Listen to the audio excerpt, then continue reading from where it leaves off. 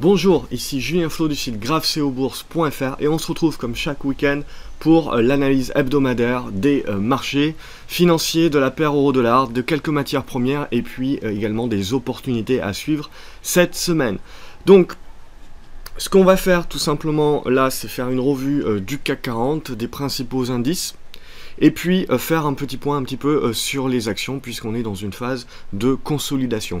Au niveau du programme qui vous attend la semaine prochaine, d'une part j'aimerais commencer cette vidéo par vous remercier d'avoir été aussi nombreux à être présents pendant la conférence mercredi dernier. J'ai reçu énormément de messages et je vous en remercie. Donc au niveau du replay, pour toutes les personnes qui n'ont pas pu participer à la conférence ou pour les personnes qui voudraient revoir cette conférence qui a duré presque 3 heures et où il y a énormément d'informations qui ont été données, ça peut être toujours utile donc de revoir cette conférence. Il y aura un replay donc qui sera très certainement publié lundi ou mardi en fonction du temps puisqu'il faut que j'édite la vidéo, donc il y a pas mal de travail à faire de ce côté là. Donc vous serez tenu au courant de toute manière, ça sera via un article publié sur le site gravecobourse.fr lundi ou mardi.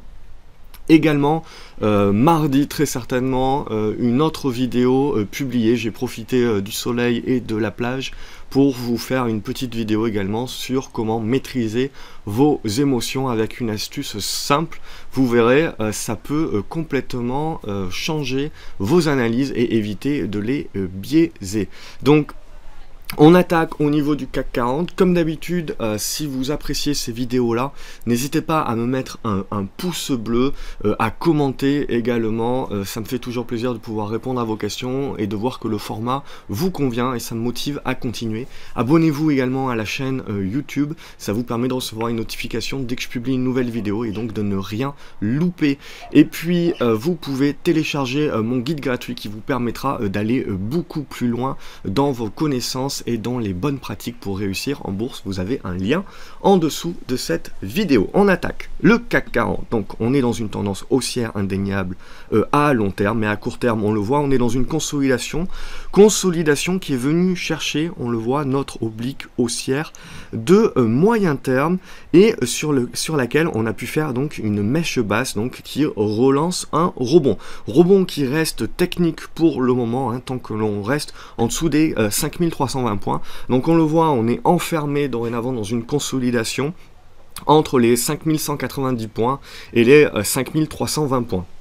Si on casse les 5320 points par le haut, on devrait pouvoir relancer la hausse. A contrario, si on vient à casser par le bas les 5190 points, le gap Macron, donc aux alentours des 5070 points, serait le prochain objectif à refermer pour les baissiers. À savoir que tant que l'on garde ce gap ouvert et donc tant que l'on ne commence pas à aller en deçà des 5180, 5140 points, on reste quand même dans une optique haussière de moyen long terme.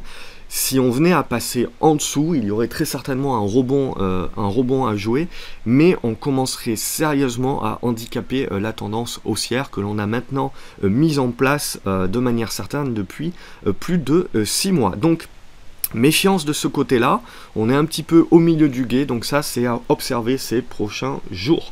Ce qui va nous impacter également, du coup, c'est le pétrole. Donc au niveau du Brent, c'est ce qu'il va falloir observer. Donc on voit que on est totalement flat à long terme, hein, on le voit entre cette zone des 59 $ et 45 $, mais dorénavant, on évolue sur une tendance baissière de moyen court terme. Et on est en train de revenir sur le support de ces 45 $. Donc méfiance si on vient à rompre par le bas ces 45 $. Ça sera un signe très négatif pour le pétrole, mais également pour les indices boursiers. En règle générale, on arrive également sur l'été qui peut être propice à quelques paniques passagères, mais rien pour le moment de ce côté-là, donc pas de signal encore. On est plutôt en train de se dire que les 45 $ devraient pouvoir au moins générer un rebond technique, et c'est la force de ce rebond technique qui nous permettra d'en savoir plus sur la suite à mettre en place. Voici un tracker sur le Bitcoin. Donc vous êtes très nombreux à me demander, à me poser des questions sur le Bitcoin. Et au niveau du Bitcoin, donc ce que l'on peut voir, donc c'est une tendance haussière indéniable, mais surtout une tendance exponentielle, donc une hausse exponentielle.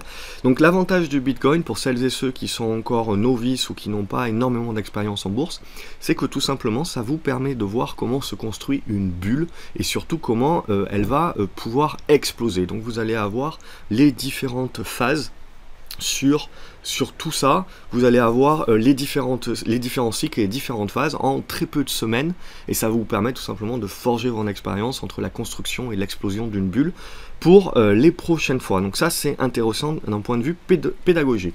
Au niveau graphique, donc là j'ai un tracker qui réplique donc le Bitcoin.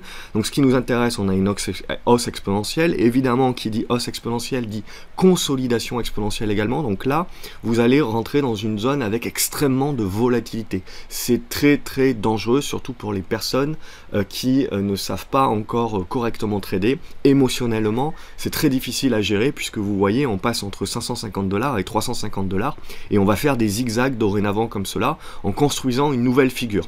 Ce qui est intéressant ici, c'est que c'est donc l'oblique haussière que j'ai tracé. Vous voyez, il y a un impact ici, un deuxième impact là, un troisième impact là, qui joue un rôle de support. Et vous voyez, c'est la cassure haussière de cette oblique haussière qui a généré le côté exponentiel de la hausse. Donc dorénavant, tant que l'on s'en sert comme de support, on reste dans une tendance de long terme haussière. Évidemment, ça peut énormément varier entre, et donc ça c'est de la volatilité due à la spéculation, due au côté exponentiel du Bitcoin actuellement, et c'est ce qui crée un petit peu cette volatilité, la dangerosité du Bitcoin, où il faut être extrêmement réactif et donc très certainement travailler sur des unités de temps inférieures pour travailler le Bitcoin à plus court terme si vous voulez spéculer dessus. Mais à plus long terme, on va dire qu'on reste dans une tendance haussière tant que cette oblique ici haussière n'est pas rompue à la baisse. Elle est actuellement aux alentours des 310 $. Au niveau du cuivre, on reste dans une figure sous cette oblique baissière. Ce qui nous intéresse, c'est de tenir cette zone ici des 2,53 $ et de venir rompre à la hausse les 2,65 $, ce qui permettrait de renouer et de relancer la hausse. Le maïs également se porte plutôt bien dans un triangle symétrique. On a un bon support au niveau des 370 $. C'est la cassure des 390 $ qui va nous intéresser pour revenir sur les 410 $. Au niveau du DAX, on est sur la même configuration que le CAC 40, c'est-à-dire qu'on est un petit peu au milieu du gué. Vous voyez l'oblique que je vous avais tracé la semaine dernière ici a joué encore son rôle de support. En gros, on reste dans une consolidation à plat avec une volonté haussière tant que l'on ne casse pas cette oblique haussière à la baisse, donc qui est aux alentours des 12 620 points actuellement. Donc ça sera le niveau pivot à observer la semaine prochaine. Au niveau de l'indice américain du Dow Jones, on reste dans une tendance haussière. Donc c'est les indices américains qui ont repris le lead dernièrement et qui nous permettent en fait de garder la tête en dehors de l'eau sur les différents indices européens. Donc tout cela reste bien haussier pour le moment, aucune problématique. On se sert des 21 130 points en tant que support et en tant que pivot sur le Dow Jones. On retrouve sur le FTSE 100 également cette même zone de support qui est aux alentours des 7360 points. Là également, zone pivot, consolidation qui est en train d'être mise en place. La vraie question, c'est de savoir est-ce qu'on va casser par le bas, et donc l'objectif, si on casse, c'est 7380 points, 7360 points par le bas, c'est d'aller chercher les 7270, donc en fait cette oblique qui avait joué un rôle de résistance, qui certainement jouera un rôle de support. On est également on continue d'être positif sur le Nasdaq 100, même si on a une grosse consolidation qui est en route, et vous voyez, on revient sur l'oblique haussière que je vous avais tracé la semaine dernière, donc qui joue un rôle de support, cette double oblique là. Donc tant qu'on est au-dessus, on reste encore haussier. Méfiant, si on venait à casser à la baisse, on rentrerait dans un mode correctif à court terme, mais à long terme, on resterait bien évidemment encore haussier sur le Nasdaq, au-dessus des 5450 points. Ça serait très certainement 5550 points. Ça serait très certainement la target si on venait à rentrer dans une correction qui serait mise en place. Tant qu'on tient les supports là, c'est surtout un dépassement des 5775 points qui va relancer la hausse. Pour le moment, là aussi, dans le Nasdaq, sur le Nasdaq 100, on est compacté entre résistance et support, et donc on est en train d'avoir une congestion. L'idée, c'est de savoir par où ça va sortir pour derrière pouvoir privilégier une nouvelle tendance. Qu'est-ce que je peux vous montrer? Le S&P également, c'est assez haussier, il n'y a rien à dire là-dessus, donc au-dessus des 2400 points, on reste positif. Au niveau de l'or, on voit qu'on a cette résistance ici, 1295 points, donc en gros, tant qu'elle n'est pas rompue à la hausse, vous n'avez pas un gros signal d'achat de moyen long terme qui se met en place. Donc on continue de zigzaguer entre la résistance et le support oblique, qui est donc dans la zone des 1235-1240 $. Si ça continue à bien tenir, ça peut être un point d'entrée pour initier une position un peu plus long terme. On a exactement la même chose sur l'argent, hein, donc on a cette résistance là des 17,75 $, dont la cassure va déclencher le véritable signal haussier. Donc tant qu'on ne l'a pas, pour le moment rien ne sert d'anticiper. On a une bonne zone de support ici, on voit sur les 16,20 $, donc on continue également de tergiverser entre les deux. Le blé se porte très très bien, et donc l'action agrogénération également dont on va parler est dans une très très bonne configuration avec des volumes qui peuvent commencer à revenir, donc ça devient intéressant, et on voit le blé est tout simplement en train de mettre fin à sa tendance baissière et donc en train de mettre en place une tendance de retournement haussier. Donc c'est ce qu'on avait pu anticiper ces précédentes semaines, et là tout simplement cette semaine là on a commencé à le valider. Donc au-dessus des 450 $, ça commence à devenir très positif, hein. 440 $, 450 $, on commence réellement à construire cette phase de retournement à la hausse. Au niveau de la paire euro-dollar, on est en consolidation. Pourquoi? Parce que tout simplement le dollar monte par protection, c'est-à-dire que si on venait à avoir un mode correctif sur les actions, un mode correctif de court terme, moyen terme, on aurait très certainement une augmentation également du dollar, donc une baisse de l'euro, puisqu'on a une certaine volonté des investisseurs de dégager quelques profits des actions de manière à les mettre sur des obligations ou sur le dollar pour protéger leur portefeuille. Donc on a cette consolidation qui se met en place, on continue à tenir les supports, on le voit sur les 1,11, 3 sur l'euro, même si on venait à corriger un peu plus, hein, tant qu'on reste au-dessus des 1,10,5, 1,11, pour moi ça reste une simple consolidation. Ce qu'on va observer surtout, c'est de ne pas rompre à la baisse ce trend aussi sur le RSI. Tant qu'on reste au-dessus, on reste dans une tendance haussière sur l'euro-dollar, mais on voit, on bute quand même sur cette résistance ici des 1,1280, 1,13. Donc là, on est en train de rentrer dans un mode de consolidation. Voilà ce que l'on pouvait dire sur les principaux indices. On va passer aux différentes actions. Alors, au niveau des actions que l'on peut suivre, il y a un petit peu de tout. Donc il y a des actions qui ont été détectées par les différents screeners logiciels d'aide à la décision. Il y a des actions que vous m'avez demandé d'analyser également. Et puis il y a des actions qui ont été précédemment recommandées, sur lesquelles je continue de faire un suivi. Donc n'hésitez pas également, je ne peux pas tout suivre. Il y a des opportunités que je ne peux pas vous montrer ici. Donc le but ici c'est avant tout pédagogique, donc de suivi de titres. Et donc n'hésitez pas dans les commentaires, si vous avez un titre en particulier dont je n'ai pas parlé, à me demander une analyse. Je peux regarder pour vous rapidement et vous donner au moins les niveaux pivots. Donc là, ce qui va nous intéresser, c'est, on attaque Adocia. Donc Adocia, toujours pareil, pour moi, on a pas mal de volatilité sur ce titre, parce que si vous regardez le carnet d'ordre, il est assez vide, hein, donc c'est ce qui crée cette volatilité. C'est pour ça que vous ne pouvez pas avoir une taille de position trop importante, parce que la volatilité, du coup, va créer des émotions et risque de déséquilibrer votre plan et votre stratégie, et de vous faire prendre des décisions contre votre stratégie, alors qu'il n'y a pas de signal vendeur pour le moment, tant que l'on ne casse pas à la baisse les 20,60 €. Donc pour le moment, on continue d'être haussier. On voit que le vrai signal d'achat et le vrai départ, ce sera la cassure des 22,70 €.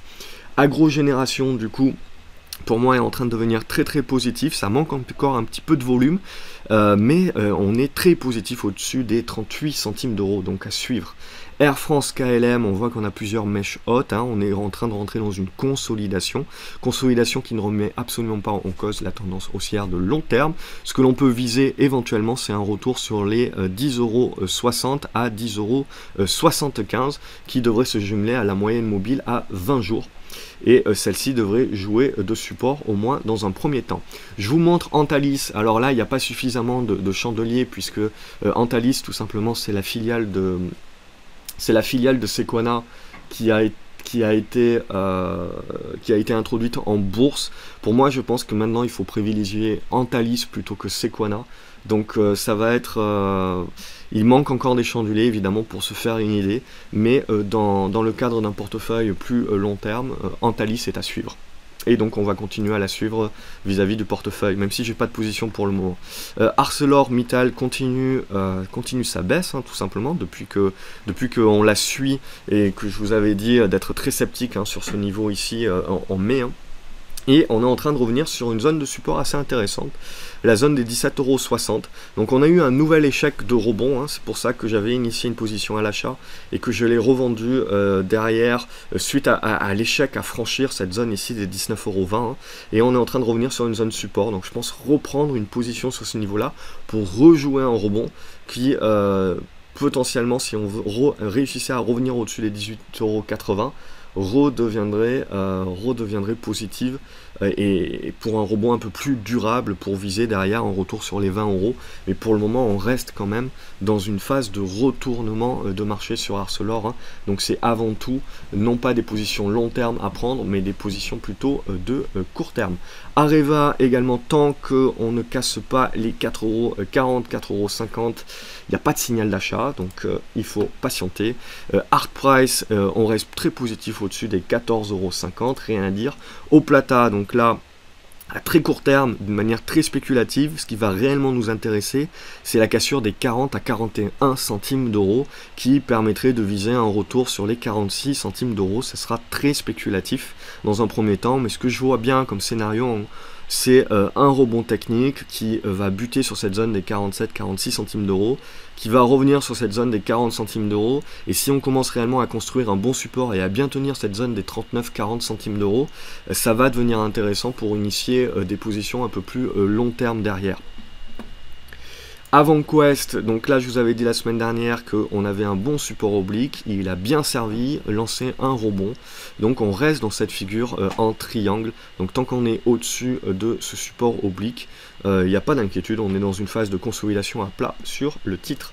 Carrefour a très mal réagi à l'annonce de Amazon sur son rachat de Whole Food, donc on a eu une très grande baisse, mais qui a conservé les supports des 22,22 €, donc potentiellement un rebond technique à jouer. On le voit également qu'on revient sur le support sur le RSI, donc à très court terme un rebond technique à jouer, mais il faudra rester à plus long terme vraiment au-dessus de ces 22,20 € pour conserver ce retournement haussier qui avait commencé à être mis en place sur Carrefour. Serenis, donc là Serenis, je vous avais dit la semaine dernière qu'il pouvait y avoir au-dessus des 1,79 une spéculation. C'est ce qui s'est passé suite à une news. Donc dorénavant, au-dessus de cette zone, on le voit, des 1,82 €, 1,83 €. On reste quand même positif sur le titre qui est en train de nourrir un rebond. Un rebond spéculatif très certainement d'objectif 2,80 €. Si on repasse évidemment en dessous des 1,80 €, ça sera caduc. Crédit Agricole, ce que l'on va observer, c'est la tenue de ce support oblique. Si on vient à le percer, on devrait revenir dans cette zone ici des 13,20 € en tant que support. Crossject se porte très bien. Je suis très positif sur la valeur. On commence à avoir, on le voit, des bons pics de volume, donc ça c'est très intéressant pour la suite, à conserver au-dessus des 5,70 €, donc très intéressant. Deinov également, c'est plutôt mou, ça manque de volume, mais on continue de tenir le support des 2 €. Ce qui va réellement lâcher les chevaux, c'est la cassure des 2,15 € à 2,19 €. On visera dans un premier temps cette zone comprise entre les 2,35 € à 2,55 €. Donc à observer la tenue des 2 €. Diaxonite également continue de très bien se comporter. Au-dessus des 27 centimes d'euros, on reste positif. EDF, on est en train, je vous dézoome un petit peu, on est en train de revenir sur une résistance importante de long terme. Ça devrait commencer un petit peu à se calmer, mais bon, d'une manière long terme, même si ça se calme et que ça consolide, pour moi, ça sera une consolidation à mettre à profit pour tout simplement commencer à générer une position très long terme sur EDF, hein, qui est au-dessus des 8,60 € dorénavant, commence à être très positive. Egide également, on est très positif sur du long terme et à court terme également au-dessus des 2,65 €. Pour moi c'est très intéressant, ça manque encore un petit peu de volume et d'intérêt des acheteurs, mais ça commence à se mettre en place. et ramé. On est en train de revenir sur le support, on voit qu'on a eu un échec ici sur cette résistance oblique, on revient sur le support oblique. Ça devrait relancer au moins un rebond court terme. Mais voilà, faut se méfier si on casse par le bas, hein, ça commencera à devenir assez dangereux. Erytech Pharma, rien à dire, au-dessus des 26,10 €. EuropaCorp également, ça se maintient bien avec Valérian. Avec la spécu Valérian qui devrait arriver incessamment sous peu, 3,90 € aussi en support. Gossin, donc que j'ai pu acheter, vous recommander cette semaine, qui avait été détecté tout simplement. Hein. Pourquoi j'ai acheté? C'est parce que c'est mes indicateurs maison qui l'avaient détecté. La tendance se portait plutôt bien, on tenait bien le support. Et puis on voit qu'on a eu un pré-signal. Et puis derrière le signal d'achat qui est revenu sur cette oblique que je vous avais donné, oblique de moyen terme. Hein, donc en résistance, qui derrière a relancé la baisse. Mais pour moi, ça commence à devenir très intéressant, Gossin, surtout donc sur la rupture des 33 centimes d'euros. On devrait assez rapidement rejoindre la zone des 40 centimes d'euros. Et là, on aurait une congestion très intéressante pour mettre en place un retournement beaucoup plus durable à long terme. Donc Gossin, quand même, ça reste un canard boiteux, ça reste très spéculatif, mais à observer, à se garder sous le coude. Genfit, là également, on tient bien ce support oblique là. Donc tant qu'on est au-dessus, on reste tout simplement positif sur la valeur. Ce qui va nous intéresser, c'est la rupture des 31,20 € et surtout des 31,90 € pour éventuellement mettre en place une nouvelle spéculation sur le titre. Qu'est-ce que j'ai d'autre à vous dire? Génomique Vision, donc là tant qu'on tient les 3,90 € pour moi c'est très positif également. Ibrigenix, on n'est pas loin de déclencher quelque chose à la hausse ou à la baisse, hein, on le voit, on est un petit peu au milieu du gué. Si on part par le bas, il faudra abandonner le trade, mais si on arrive à casser avec du volume, ça va redevenir intéressant dans cette zone là d'accumuler. Implanet, on a à peu près la même situation qu'Ibrigenix, hein. On flirte dangereusement avec la zone de support. Le vrai signal d'achat, il va intervenir de la rupture des 86-87 centimes d'euros, c'est ça qu'il faut observer. Ingenico, on a eu le rebond, comme je vous avais dit la semaine dernière, sur cette zone ici des 78,70 €. Rebond de court terme, hein, on voit la mèche haute ici. Donc pour le moment, on reste assez sceptique, mis à part du très court terme. Ingenico, on restera à l'écart en attendant de voir quels sont les bons supports qui tiennent. Valeur détectée par moindre risque signal cette semaine. Et puis par les indicateurs également. Donc il y a eu du volume, on est ressorti, donc on redevient positif au-dessus des 3 €. Insys Therapeutics, valeur américaine, donc on est en train de tenir ce support oblique là. J'ai pris une position, si on arrive à rompre ces 11,45 €, 11,50 €, on devrait pouvoir revenir dans cette zone ici des 12,35 €. Ça reste quand même très volatile, très spéculatif, donc attention à votre taille de position là-dessus également. Integragen, ça continue de bien se comporter, on le voit, ce n'est qu'au-dessus en cassant, en rompant à la hausse cette oblique baissière que l'on va déclencher le vrai signal d'achat. Hein. Mais là, ce qui sera important là pour la suite, c'est de conserver cette zone des 2,90 €. Intrasens également, ce n'est qu'au-dessus de cette zone des 67-68 centimes d'euros qu'on a un vrai signal d'achat. Là, on est en train de flirter dangereusement avec la zone de support, donc méfiance. Nirstar également, on a cassé la zone des 5,25 €, on voit que la zone des 5,70 € a joué un gros rôle de résistance, donc pour moi c'est votre zone pivot. Donc les investisseurs long terme, ce n'est qu'au-dessus de, si on venait à casser à la hausse cette zone des 5,70 € qui se remettrait sur la valeur à très long terme. Par contre là ce qui va nous intéresser c'est la tenue de cette zone des 4,80 € pour initier éventuellement un rebond technique à court terme. Orange également, on revient sur une bonne zone de support ici, donc pas de problématique tant qu'on arrive à la tenir, cette zone des 14,50 €. Paro également a pris un petit peu une cartouche vendredi. On va très certainement revenir sur cette zone ici entre les 9,70 € et les 9,23 € qui coïncident avec des résistances horizontales et des supports horizontaux, anciennes résistances horizontales devenues supports.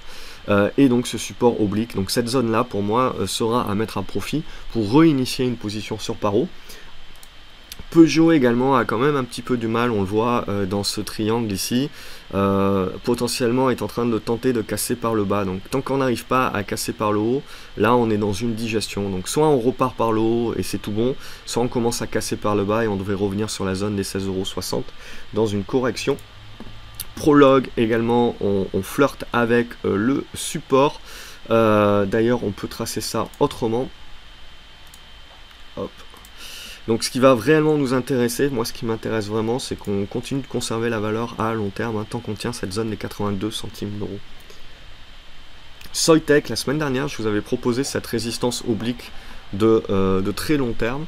Donc elle a fait effet et donc en fait tout simplement la valeur, les rumeurs concernant les résultats ont été achetées et la nouvelle des résultats a été vendue. Donc tout simplement on a la valeur qui est dans une consolidation, on voit les mèches basses, là il y a quand même de l'intérêt acheteur. Donc pour un support, la mise en place d'un support et la construction certainement d'une figure intermédiaire. Ce local group que j'ai pu acheter et recommander donc en milieu de cette semaine est bien reparti. On voit il y a tous les signaux qui sont au vert sur les indicateurs, hein. Et donc là on est en train tout simplement après une petite consolidation de repartir à la hausse et ça c'est très intéressant pour la suite.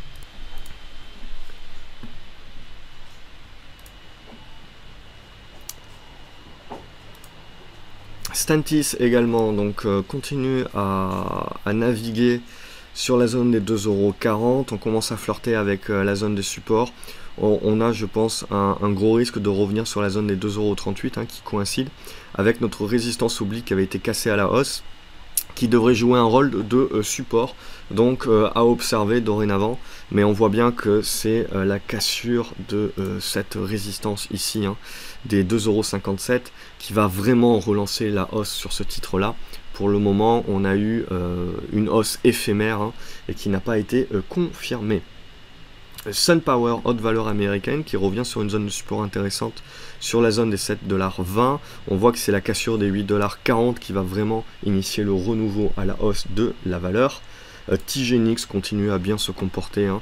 J'ai failli initier une position ici, finalement mon ordre n'est pas passé, donc voilà, pour une continuité haussière au-dessus des 83 centimes d'euros, c'est positif.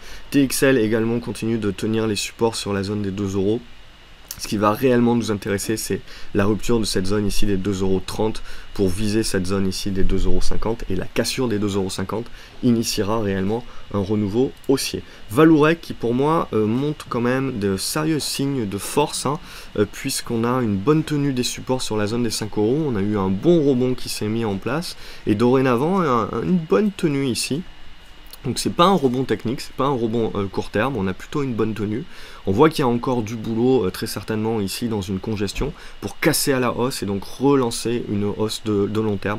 Donc à observer, à se garder sous le coude, mais Valourec est très certainement la meilleure valeur pétrolière actuellement. Le seul petit bémol donc serait la cassure à la baisse des 44 $ sur le baril de Brent, qui pourrait remettre à plus tard tout scénario positif.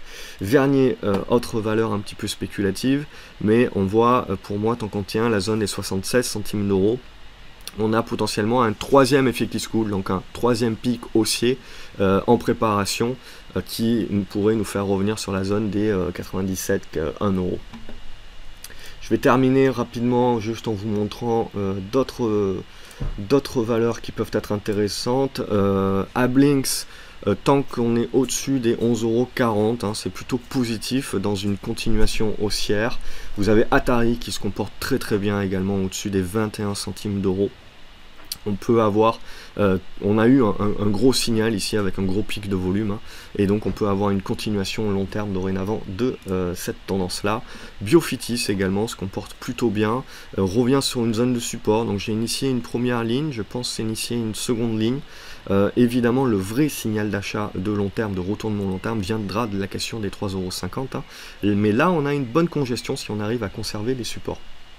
Bonne Therapeutics, qui était une valeur que on avait pu recommander sur ces 2 dernières semaines, hein. Donc là il y a eu une bonne consolidation, mais bon, l'essentiel de la hausse a été fait, quasiment plus de 30% de gains en l'équivalent de 2 semaines. Donc c'est normal qu'on consolide un peu, qu'on souffle un peu.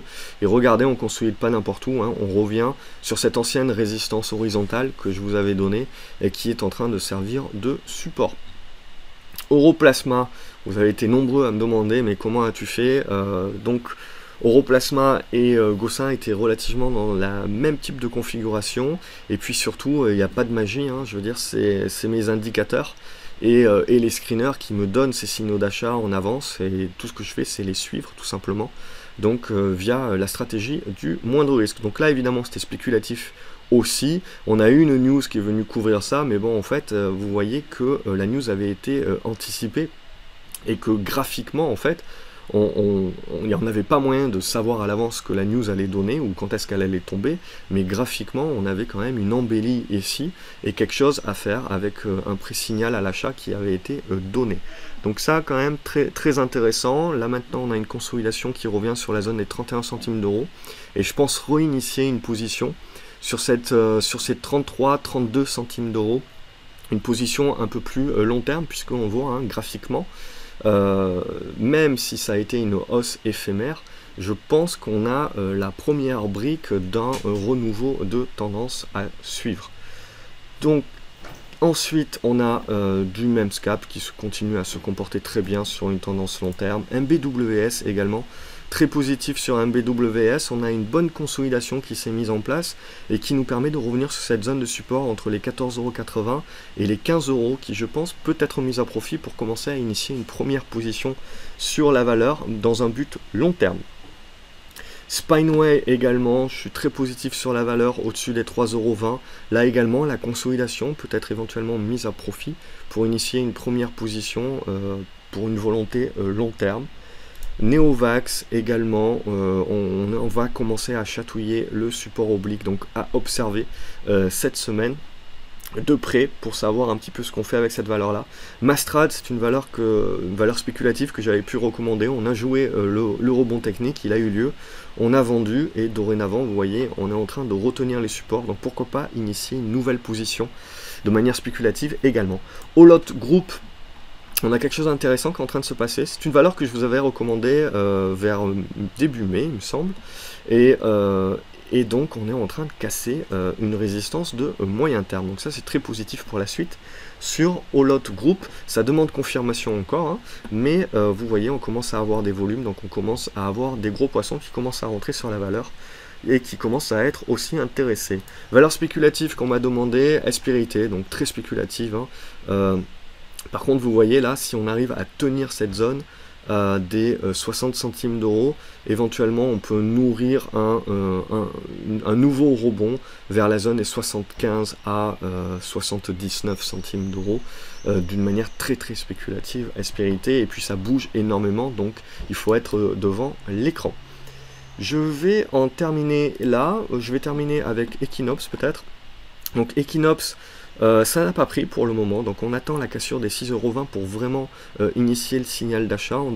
Ça devrait permettre de revenir sur la zone des 6,60 €. Méfiance néanmoins, si on venait à casser par le bas cette zone ici des 5,95 €, hein, ça pourrait être assez négatif et remettre à plus tard tout scénario haussier. ST Dupont commence à être plutôt pas mal. Donc on a bien tenu cette zone des supports de 17 centimes d'euros, donc à observer également. C'est une penny stock, donc pas plus de 2-3% de votre portefeuille là-dessus, mais c'est une valeur long terme également qui peut être conservée sur un fond de portefeuille. Terradiag que je vous avais proposé la semaine dernière pour jouer un rebond spéculatif, il a eu lieu et dorénavant on peut initier je pense une nouvelle position de manière un peu plus durable parce que ça c'est quand même intéressant. Ce qui est en train de se passer là avec le pic de volume. Donc Terradiag également à se garder sous le coude. Terraclion également, ce qui serait intéressant c'est de revenir au-dessus des 5,57 € pour avoir un nouvel intérêt acheteur. Par contre cette valeur là, contrairement à Terradiag qui a suffisamment de volume, Terraclion là ça manque quand même cruellement de volume, donc méfiance par rapport à votre taille de portefeuille sur ce type de valeur là. Et je vais terminer par diagnostic. Alors diagnostic médical. Donc là, tant qu'on tient cette zone des 1,93 €, ça reste intéressant et dans une continuité de la tendance haussière. Ce qui manque, c'est bon, il y a quand même 19 000 titres qui sont échangés par jour. Donc c'est pas non plus énorme, mais bon, par rapport à votre taille de portefeuille, à vous d'en juger. Voilà ce que l'on pouvait dire cette semaine donc sur les différents indices boursiers, matières premières, pair euro-dollar, les différentes actions à observer qui ont pu être détectées par la stratégie du moindre risque et les différents outils, notamment les indicateurs et les screeners. Vous pouvez, si vous voulez aller plus loin, télécharger mon guide gratuit. Vous avez un lien en bas de cette vidéo. Donc lundi ou mardi, je publie le replay de la conférence. Également, mardi, une vidéo sur une astuce pour gérer vos émotions. Et puis on reprend le cours normal des analyses à partir de lundi sur graphceobourse.fr. Si vous avez aimé cette vidéo, n'hésitez pas à mettre un pouce bleu, ça m'encourage vraiment à continuer à être persévérant et vous faire ce type d'analyse là chaque semaine. Abonnez-vous à la chaîne YouTube également, ça vous permet à vous de ne louper absolument aucune vidéo et donc aucune recommandation. Je vous souhaite un excellent week-end et je vous dis à lundi sur graphceobourse.fr.